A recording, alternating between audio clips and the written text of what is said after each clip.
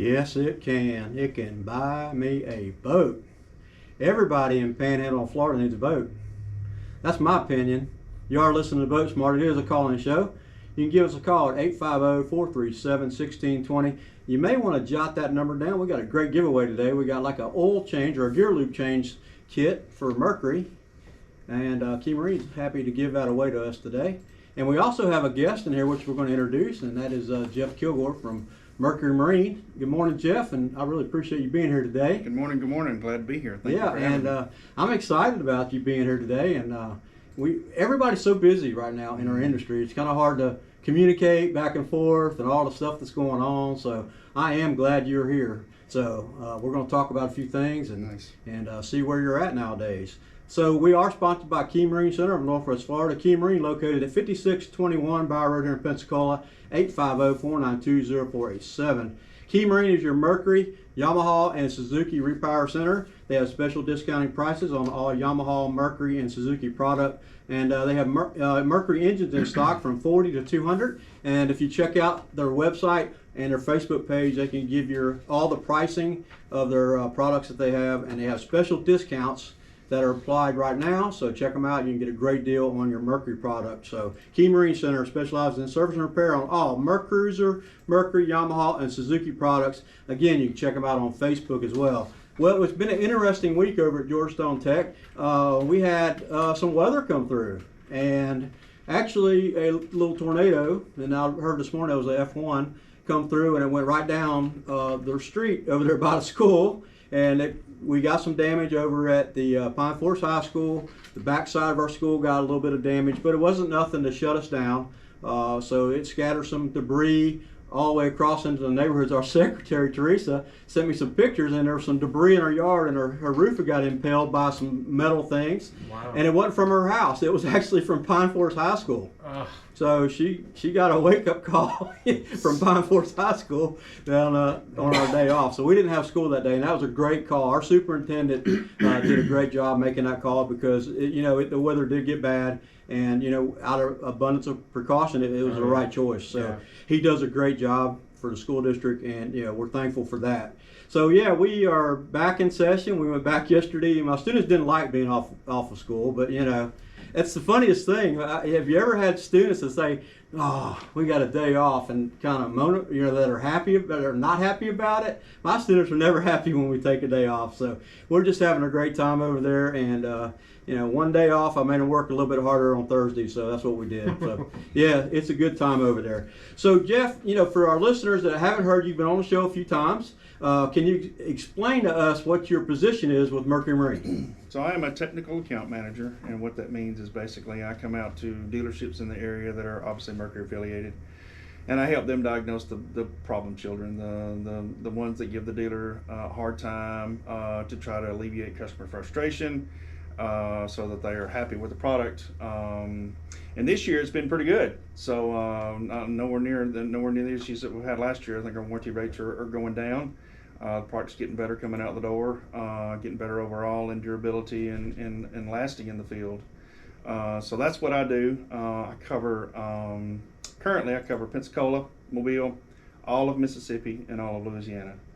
So you're spread out there pretty good. Spread out pretty thin, yeah. And the dealerships, if they have an issue, they call you and say, "Hey, we're having an issue with a Mercury product," or it could even be a boat system product associated with a Mercury engine, right? Yeah, absolutely. I get phone calls and emails all the time. I mean, this morning I was dealing with several issues as well. So they'll reach out and say, "Hey, I'm having some trouble. What do you think?" Sometimes we'll just bounce ideas off of each other, or if I have a problem child or a problem engine in an area, I can call a dealer and say, "Hey, I need some help. Can you look at it for me until I can get there," type thing. There's a lot. If you're looking at percentages, when you're having issues with the product, or is sometimes it's just really rigging related, or rather than engine related. Yeah, the vast majority of it I would say is rigging. Not necessarily the fault of any one individual or company. It's just rigging in general. So our systems are very complex, but with complexity comes sometimes the mistake of plugging this into the wrong connector, et cetera, and so that's where a lot of the frustration comes from is actual rigging. Most of the techs are pretty good about finding it. A lot of times I get a phone call just saying, "Hey, I just let you know what I found." And so, You know, I got a student that works over at Blazer Bay right now. He's part-time at Blazer Bay, and he's doing rigging over there and helping them. And he's told me of some of the troubleshooting procedures that he learned at Georgetown Tech in the classroom that he's using there. And sometimes it's just a harness that's faulty or something like that. He was telling me yesterday that he had a communication problem on a product, and found out that he started doing resistance checks in the wires and stuff on a harness. And hey, that's great. I taught him how to do that over at Georgetown, right? And so he found a screw through one of the cables, so it was a rigging issue. Wonder how the screw got boat there. haven't left, right? Well, who knows how it got there, but anyway, so that was the problem, and he found it. So so I can see how that kind of stuff can happen. And you and I were talking out there before we came into class, and one of the big things that we're having issues, I guess if you could call it issues, is getting technicians. So I'd like for you to touch on that and how important that is for us to get technicians out in the field. So the marine industry is not by itself when it comes to lack of technicians. We have issues with automotive. I hear this on automotive. You see the signs at some of these dealerships about hiring technicians and signing bonuses and everything. That's all to attract help. So the marine industry is obviously probably one of the top 5 industries that needs technicians. And so just this week I got 3 calls of dealers looking for help. Do you know anybody looking for help? And so when you talk about your class and how the link that you go to train your class is kind of one of a kind. We have you and a couple of schools, not in the area, but throughout the country that do this type of thing. And so I cannot stress enough the need for technicians and the training and the get the experience in the field, because we need it desperately. We are very short of technicians. Yeah, well, I definitely want to thank you for the support you give us, because you come to the school sometimes and hang out with my students, and you actually give them extra training. Yeah. It's part of my curriculum, but you add to it. Yeah. And that helps my students. And as a matter of fact, I got a message for you. They said, hey, we need to see Jeff Kilgore in our class. So my students are actually looking forward to you coming by and hanging out with them. They love that. Yeah, they love that. We had a good time on that last little engine we were running on the dyno. That was an older 2-stroke that were on the dyno. Yeah. And they were having trouble setting it up, remember? Yeah.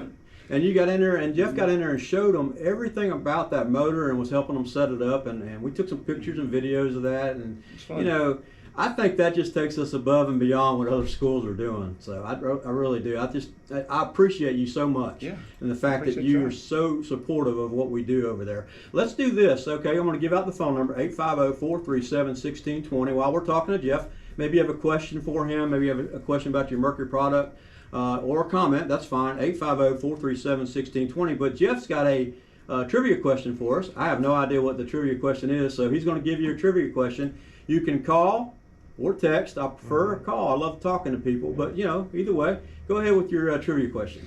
So who was the founding father at Mercury Marine? Okay. Who was the founding father at Mercury Marine? 437-1620. Call or text. First one?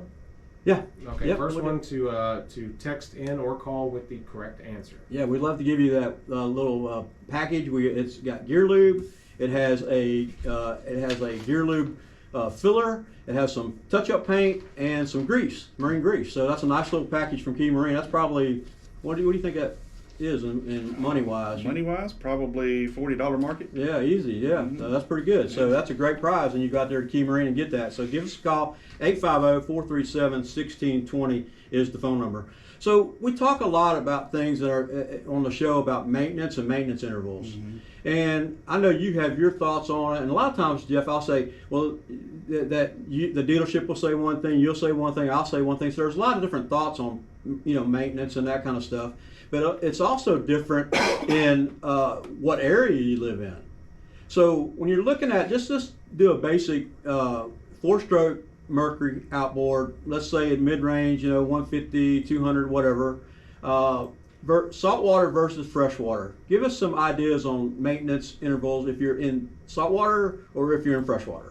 So basically, the maintenance intervals as far as the two different water qualities are going to be the same. So still 100 hour on your gear oil, it's still 100 hour on your engine oil. Having said that, the biggest difference between the two is the flushing and the taking care of the maintenance as far as washing the engine. Salt buildup gets up under the cowling from the airflow from the engine using air, right? And so with that salt buildup, if the cowling is not taken off and kind of cleaned a little bit, it tends to build up, and that's one of the biggest issues that we see. As far as high performance goes, if there's any questions on that part, 50 hours on your grill for high performance situations like big cat boats, Invincibles, as an example, Freeman's, those big cat boats that run, quad engines that run 80 mile an hour. Those gear oil intervals need to be changed at about every 50 to 75. And that's salt or freshwater? That is going to be salt or freshwater. You'll see those boats typically in saltwater anyway, but yes. We do see some in freshwater. I mean, like those Arcs, it's got some big boats like that.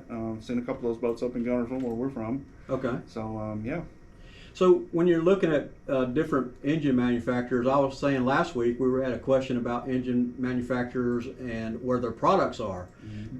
What areas do you see your product more? What areas do you see your product less? Or is that even a thing? Yeah, it's a thing. Down here, as far as the Gulf Coast goes, we are probably 50-50, I would say. So for every one of ours, you see one of theirs.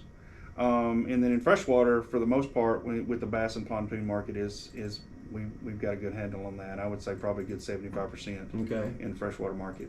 But it varies throughout the country. You're going to see some favorites over one versus the other in certain markets. So I'm going to ask you this question, and maybe what about electric motors? Because I get that about every week. Somebody asks me about electric motors. Every week, isn't it, Jake? Every show, right? Every show, yeah. So electric market is growing exponentially. We do have certain lakes in other states, and probably this state as well that I'm not aware of, that are electric only. You can only run a trolling motor or whatever. So those key markets is what we're really after. As far as the electric goes, it's growing leaps and bounds. We just released 2 engines, I believe, at Miami Boat Show. I haven't seen documentation on that, but the 7.5E has been out for a while. That's a 1-horse. I have actually driven that engine, actually used that engine on a little skiff. It works perfect. It will just about plane myself out. Okay. So it's extremely torquey. Not sure about pricing since I'm not on that side of the deal there, but at the same time, it's really a neat product. It really works well. I think most customers are interested in performance and how long do they actually last as far as battery power. Well, as battery power goes, it's going to be low base. So if the harder you mash on the